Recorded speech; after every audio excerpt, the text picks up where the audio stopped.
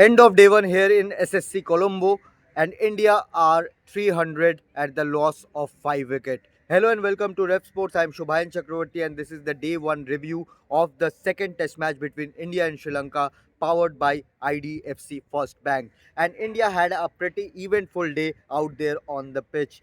We saw a century, Devdutt Padikkal continuing his glorious run of form. We saw a half century by captain Shubman Gill. We saw a retired hurt Rishabh Pant. Whether he'll be back fit to bat tomorrow or not, we'll talk about that pretty later. We saw an altercation, a heated altercation between Yashasvi Jaiswal and Ashita Fernando. We'll talk about that as well because that brings the match referee back into the action. And who is the match referee? The Asia Cup famed Mr. Andy Pycroft. So he will once again be under the focus as far as the Indian fans, the Indian cricket team is concerned. But we'll talk about the eventful day, which started with a glorious off drive by Yashasvi Jaiswal in the second delivery of the day of Ashita Fernando. And from there onwards, we saw the Sri Lankan bowlers, the Sri Lankan pacers. Look at Lahiru Kumara, how fired up he was. Look at Ashita Fernando's celebration, how fired up he was. Look at the stroke playing which Yashasvi Jaiswal and KL Rahul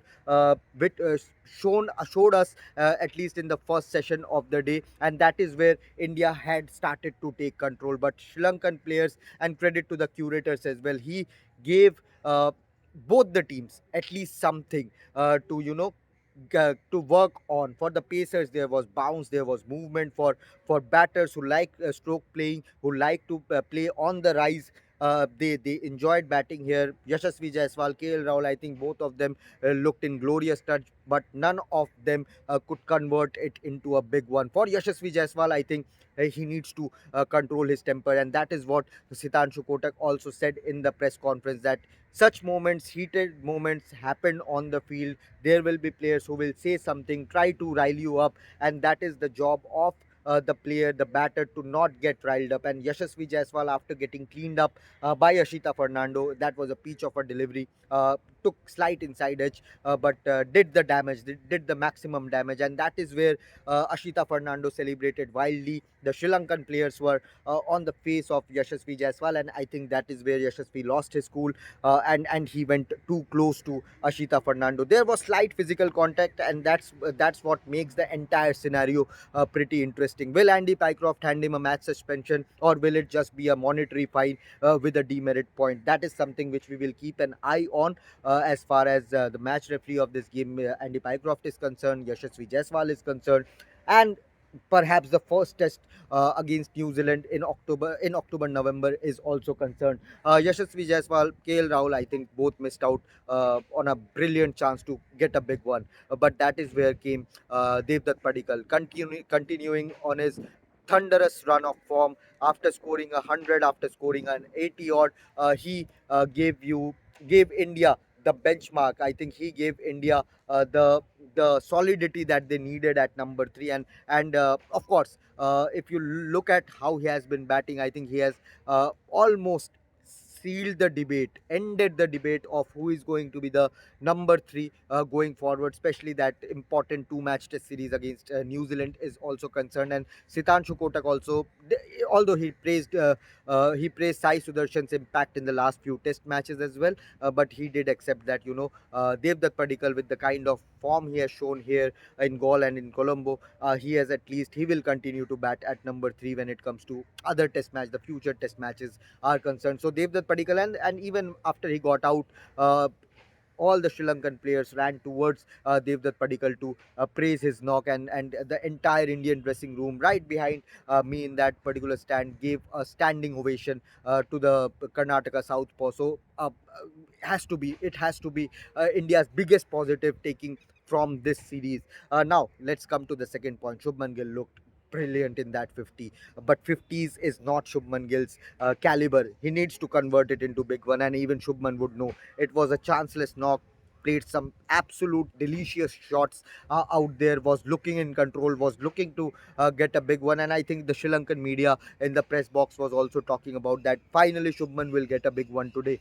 But as has been the case for Shubman in multiple occasions, one moment which where he lost his wicket, and that was also a shot which I think Shubman would rue after getting back into the dressing room. But again, Shubman, Devdutt Padikkal, that partnership gave India a bit of control in this test match, and that is why they have scored 300 plus 300 for 5 at the end of the day. And now coming to Rishabh Pant, another injury. I think Rishabh Pant's test career has been marred with injuries, has been marred with knocks and blows. And today also, Lahiru Kumara was bowling a fiery spell. That was a battle. He was chirping also. He was on the face of Rishabh Pant after every delivery, and Rishabh Pant tried to hook him after he tried to bounce him out, but unfortunately got hit right above the gloves on his left wrist. He was in considerable pain. Walked off after the physio attended him, and was sitting in the dugout throughout the day. But Sitanshu Kotak has confirmed that Rishabh Pant is fit and fine to bat tomorrow.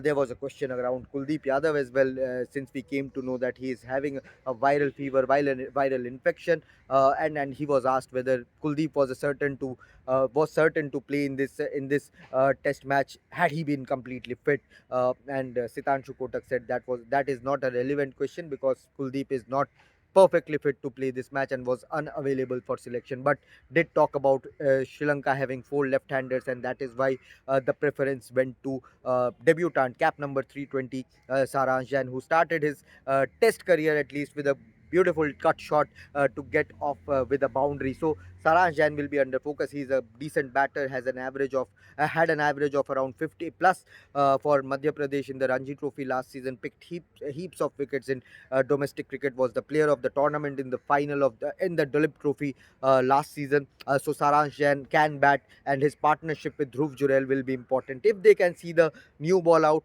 then we can expect some carnage from Rishabh Pant in a typical Rishabh Pant fashion. But the good thing is that Rishabh Pant is fit to play and will play an important role with the bat behind the wickets on day two. So Rishabh Pant will be a man whom everyone would be wanting to go out there. If he can go out there and do the maximum damage, India would look to post at least 400 plus 420 450 is an ideal score, is an average score batting first here.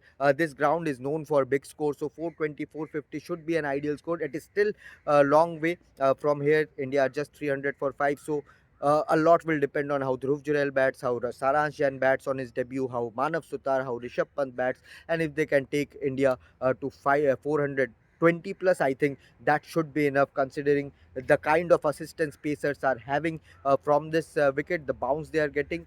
Keep an eye on Prasidh Krishna on day two whenever India comes out to bowl. He is someone who can have that X factor feeling here in at the SSC in Colombo. So yeah, that was the summary of the India versus Sri Lanka first test, second test day one, and this